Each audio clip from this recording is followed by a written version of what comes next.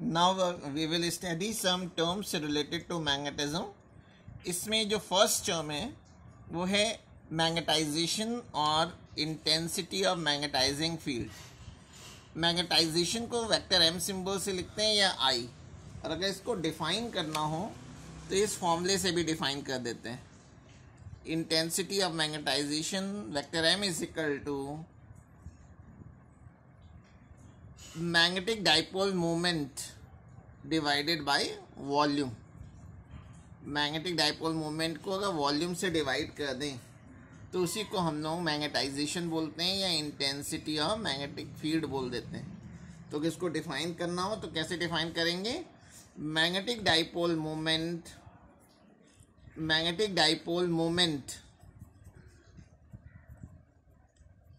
Per unit volume से divide कर रहे हैं, इसलिए हम लोग यूनिट वर्ड यूज कर ले रहे हैं. Per unit volume of the substance is called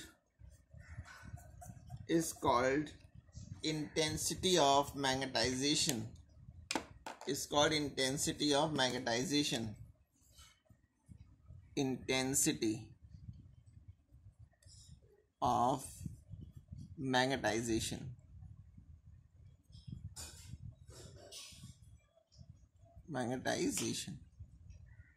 ठीक है, तो ये फॉर्मूला होता है इंटेंसिटी ऑफ मैग्नेटाइजेशन का, magnetic dipole moment per unit volume. ठीक है, तो अगर मैं एक बार मैग्नेट ले रहा हूँ, अगर एक बार मैग्नेट है, ये बार मैग्नेट के मैंने नॉर्थ और साउथ पोल बना दिए, मैग्नेटिक लेंथ 12 है.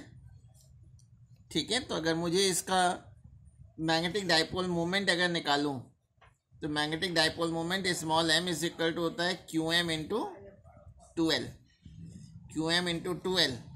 और अगर इसका वॉल्यूम निकालना है बच्चों, इस बार मैग्नेट का अगर वॉल्यूम निकालना है तो इसका मैं एरिया ऑफ क्रॉस सेक्शन, इसका एरिया सपोज कर ले रहा हूँ कैपिटल A है, तो वॉल्यूम की जगह मैं लिख सकता हूँ क्या?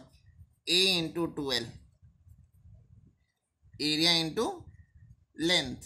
ठीक है, तो ये अगर मैं वैल्यू 2 से वैल्यू मैं अगर 1 में पुट कर दूँ, put 2 in equation 1, तो m का एक और फॉर्मूला आ जाएगा, इसमें 12 कैंसिल हो जाएगा, तो magnetic dipole moment intensity of magnetization is equal to आ जाएगा क्या? QM upon A. QM को बोलते हैं पोल स्ट्रेंथ. QM क्या है? Pole strength. और नीचे आ गया एरिया, यानी pole strength per unit area is also called intensity of magnetization. तो मैं यहाँ से कह सकता हूँ कि intensity of magnetization is equal to the pole strength per unit area. अब इसकी SI यूनिट क्या हो जाएगी? SI यूनिट, अगर इसकी SI यूनिट देखें तो मैग्नेटिक डाइपोल मोमेंट की यूनिट होती है एम्पियर मीटर स्क्वायर, और वॉल्यूम की यूनिट हो गई मीटर क्यूब, तो इसकी आ गई एम्पियर मीटर. ठीक है, अब नेक्स्ट हेडिंग है इंटेंसिटी ऑफ मैग्नेटाइजिंग फील्ड.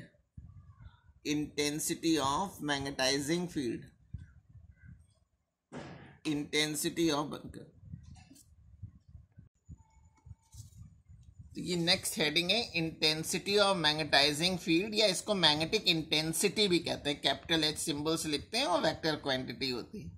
देखिए, अगर मैं किसी मैग्नेटिक फील्ड में अगर कोई सब्सटेंस रख दूं तो उस मैग्नेटिक फील्ड में कितनी कैपेसिटी है या किस एक्सटेंट तक वो किसी सब्सटेंस को मैग्नेटाइज कर सकता है. अगर कोई मैग्नेटिक फील्ड बहुत वीक है और वो सब्सटेंस को मैग्नेटाइज नहीं कर पा रहा है तो हम कह देंगे कि उसकी मैग्नेटिक इंटेंसिटी बहुत कम है. लेकिन अगर आपने किसी सब्सटेंस को रखा और उसने बहुत ही जल्दी मैग्नेटाइज कर दिया उस सब्सटेंस को, तो इसका मतलब है कि उसकी मैग्नेटिक इंटेंसिटी बहुत हाई है। यानी मैं ये कह सकता हूँ द कैपेबिलिटी, यानी कितनी कैपेसिटी है किसी भी मैग्नेटाइजिंग फील्ड में किसी सब्सटेंस को मैग्नेटाइज करने की, तो इसको इससे डिफाइन कर सकते हैं the capability of a magnetizing field, the capability of a magnetizing field to magnetize any substance,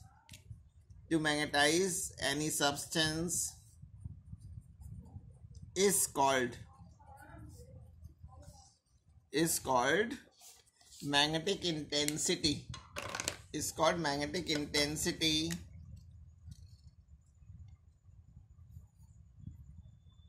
magnetic intensity vector H symbol से लिखते हैं, ठीक है। और इसका जो फॉर्मूला होता है, एच का जो फॉर्मूला है, तो एच इज इक्वल टू हो जाता है H is equal to B upon mu naught minus M, अगर हम इसमें प्रिंसिपल ऑफ होमोजेनिटी का यूज़ कर लें, principal of homogeneity class 10th 11th में हम लोग ने पढ़ा था डायमेंशन एनालिसिस में, कि जिन दो क्वांटिटीज़ के बीच में प्लस या माइनस साइन लगा होता है उनकी डायमेंशनल फॉर्मूले इक्वल होते हैं। तो अगर इसी से मैं इसकी एसआई यूनिट बता सकता हूँ, यानी एच की यूनिट वही होगी जो एम की होगी, और एम की यूनिट ऊपर निकाल चुके हैं, यानी इसकी यूनिट भी हो गई एम्पियर मीटर हो जाएगी इसकी भी यूनिट, ठीक है। और वेक्टर क्वांटिटी है, और अगर मैं डायमेंशनल फॉर्मूला लिखूं तो एम्पियर का हो जाएगा ए और मीटर का हो जाएगा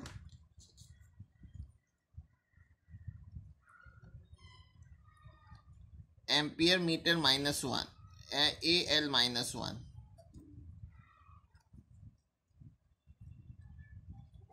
यहाँ पे मैं देखिए मीटर स्क्वायर कैंसिल हो गया था, तो डिनोमिनेटर में एक मीटर बचा था, मैं यहाँ पे मैंने एम्पियर मीटर लिख दिया था, जबकि होना क्या चाहिए एम्पियर पर मीटर, ठीक है।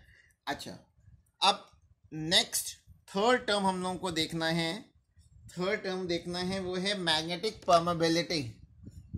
परमेबिलिटी को म्यू सिंबल से लिखते हैं।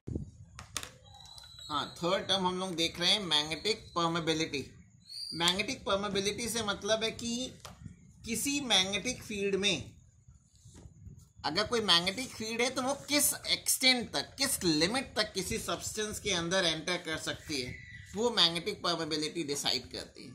जैसे सॉफ्ट आयरन की मैग्नेटिक परमेबिलिटी बहुत हाई होती है, इसका मतलब है कि सॉफ्ट आयरन में मैग्नेटिक फील्ड लाइंस बहुत इजीली एंटर कर जाएगी। तो ध्यान हो, हम लोग ने मूविंग कॉइल गैल्वेनोमीटर जब पढ़ा था तो वहाँ बताया था कि कॉन्केव शेप्ड जो हम लोग मैग्नेट लेते थे उसके सेंटर पे सॉफ्ट आयरन कोर लेते थे।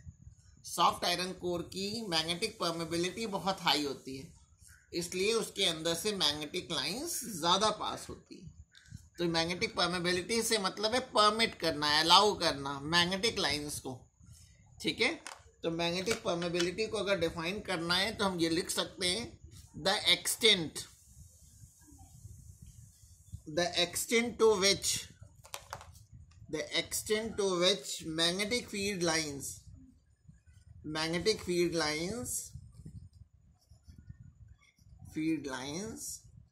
can enter into a substance is called magnetic permeability mu. इसको एक और इस फॉर्मूले से भी डिफाइन करते हैं। म्यू का जो फॉर्मूला होता है बच्चों वो है बी अपॉन एच। बी को बोलते हैं, वैसे तो मैग्नेटिक फील्ड है लेकिन इस लेसन में इसको मैग्नेटिक इंडक्शन वर्ड यूज किया है तो हम इसको मैग्नेटिक इंडक्शन कह दे रहे हैं बी को। और एच अभी ऊपर पढ़ चुके हैं, एच कहलाता है मैग्नेटिक इंटेंसिटी। तो आप इसको रेशियो के टर्म में भी डिफाइन कर सकते हैं। तो इसको रेशियो के टर्म में अगर डिफाइन करेंगे तो क्या कह देंगे, इसको लिख सकते हैं the ratio of magnetic induction capital B to the magnetic intensity is called magnetic permeability. तो मैं इस डेफिनेशन को भी लिख रहा हूं, पेपर सही रखा है। द रेशियो ऑफ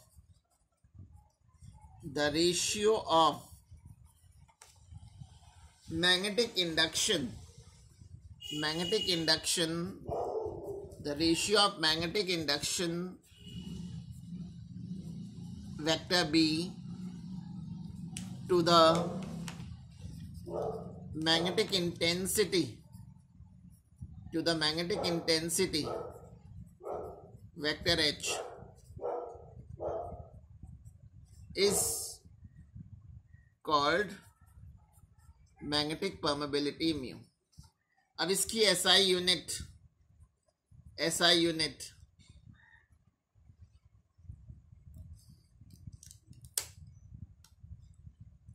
देखिए, म्यू का फॉर्मूला है क्या, B by H.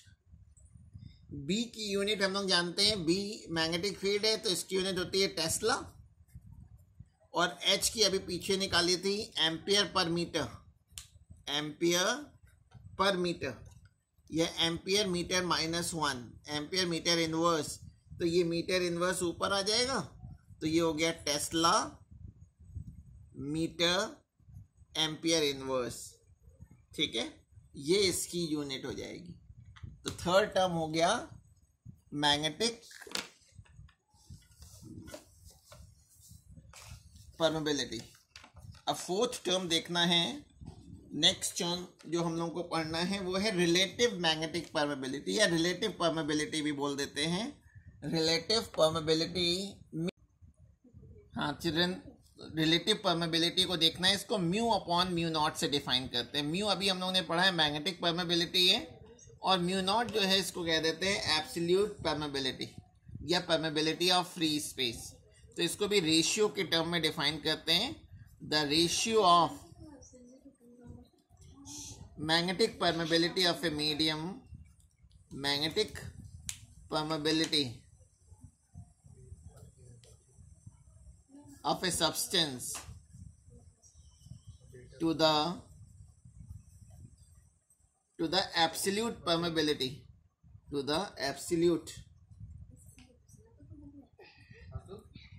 absolute permeability is called relative permeability of a substance, is called relative permeability of a substance।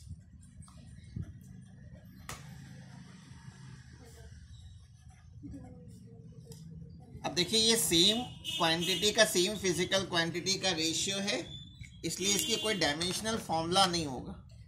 ठीक है, तो ये याद रखेंगे कि it has no dimension, it has no unit and dimension.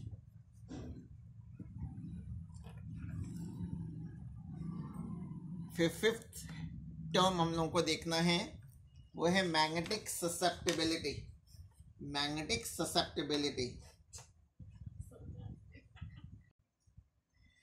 हाँ चिल्ड्रन, तो नेक्स्ट हेडिंग थी मैग्नेटिक ससेप्टिबिलिटी, साइएम सिंबल से लिखते हैं। ठीक है, तो मैग्नेटिक ससेप्टिबिलिटी एक्चुअली वो प्रॉपर्टी होती है किसी भी सब्सटेंस की, अगर कोई सब्सटेंस है बहुत ही इजीली मैग्नेटाइज हो जा रहा है, अगर हमने किसी सब्सटेंस को मैग्नेटिक फील्ड में रखा और बहुत इजीली वो मैग्नेटाइज हो जा रहा है, तो हम कह देंगे कि उसकी मैग्नेटिक ससेप्टिबिलिटी बहुत हाई है। ठीक है, यानी ये एक property, it is the property of a substance,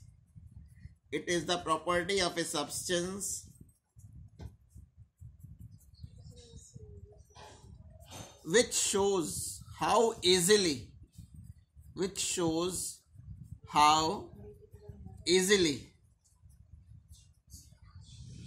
the substance can be magnetized, how easily the substance can be substance can be magnetized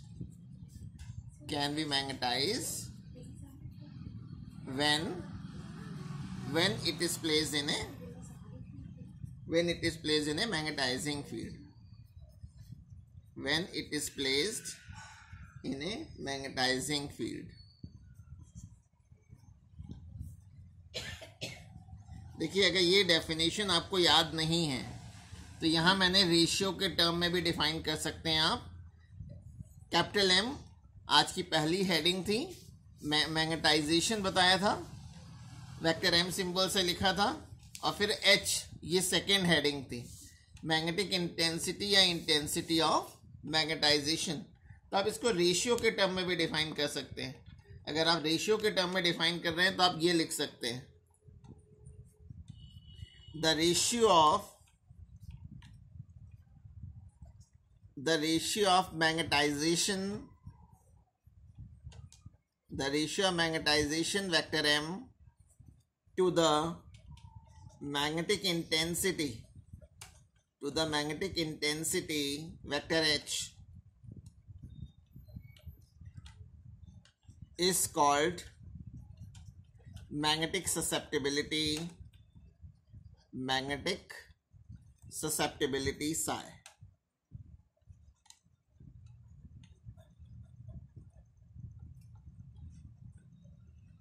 psi m symbol से इसको हम लोग लिख देते हैं.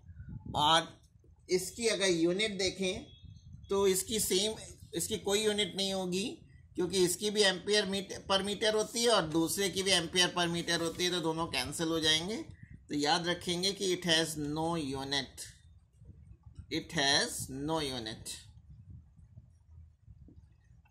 अब हम लोगों ने दो टर्म हैं, उन दोनों में रिलेशन देखना है. रिलेटिव परमेबिलिटी म्यू आर में और मैग्नेटिक ससेप्टेबिलिटी में क्या रिलेशन होता है. एक छोटा सा डेरिवेशन है, उसको हम लोग देखेंगे. हाँ, हमको म्यू आर और साई एम में रिलेशन देखना है. देखिए, हम लोग ने सेकेंड हेडिंग में मैग्नेटिक इंटेंसिटी एच के लिए फॉर्मूला पढ़ा था, तो मैं इसी फॉर्मूले से स्टार्ट कर रहा हूँ कि we know that magnetic intensity vector H is equal to, H का जो फॉर्मूला होता है वो क्या होता है, B upon mu naught minus M. तो अगर इससे मैं B की वैल्यू निकाल लूँ तो B की वैल्यू आ जाएगी mu naught H plus M. H को बोलते हैं मैग्नेटिक इंटेंसिटी और M को बोलते हैं इंटेंसिटी ऑफ मैग्नेटाइजेशन या केवल मैग्नेटाइजेशन. अब मैं पूरी इक्वेशन को डिवाइड कर रहा हूँ, H से डिवाइड कर रहा हूँ. Now dividing by capital H, इसको मैं इक्वेशन 1 कह दे रहा हूँ. Now equation 1 is divided by capital H. Magnetic intensity capital H से मैं डिवाइड कर रहा हूँ, तो ये B by H is equal to mu naught, ये H अपॉन H 1 हो जाएगा, प्लस M बाई H. देखिए, M बाई H यहाँ पे लिखा हुआ है. M बाई H को क्या बोलते हैं, M बाई H को बोलते हैं मैग्नेटिक ससेप्टेबिलिटी, और B बाई H ऊपर लिखा है म्यू. ठीक है, तो ये दोनों फॉर्मूले बन गए. सिंस B अपॉन H को बोलते हैं magnetic permeability and M upon H को बोलते हैं magnetic susceptibility. Therefore from 2 we get mu is equal to mu naught 1 plus psi M. तो अपॉन में ले आए तो mu upon mu naught is equal to 1 plus psi M. और mu upon mu naught भी हम लोग पढ़ चुके हैं कि इसको रिलेटिव परमेबिलिटी बोलते हैं, तो इसकी जगह मैंने म्यू आर लिख दिया. तो ये फाइनल एक्सप्रेशन आ गया कि जो रिलेटिव परमेबिलिटी होती है वो 1 प्लस मैग्नेटिक ससेप्टेबिलिटी के इक्वल होगी. यहाँ पे ये लेक्चर खत्म होता है.